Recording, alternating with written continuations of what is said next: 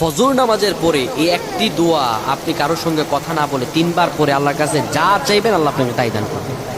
ফজর নামাজের পরে এই একটি দোয়া 3 বার পরে আল্লাহ তাআলার কাছে যা চাইবেন আল্লাহ আপনাকে তাই দান করে দিবে। অভাবগ্রস্ত আছেন, ঋণগ্রস্ত আছেন, চারপাশে শুধু বিপদ, বিদেশে যেতে পারছেন না, বা কোথাও গিয়ে আপনার কোনো চাকরি বাকরি হচ্ছে না, একের পর এক ঋণগ্রস্ত হয়ে যাচ্ছেন, কঠিন অবস্থায় আপনাকে একদম আষ্টেপৃষ্টে করেছে, আজ থেকে আমলটি করুন, ইনশাল্লাহ আপনি আগামীকাল সকালে করুন ইনশাল্লাহ। নবীজি আমার বলেন, ও দুনিয়ার মানুষেরা শোনো, মুসলিম শরীফের 2726 নম্বর হাদিসে এই দোয়াটি এসেছে।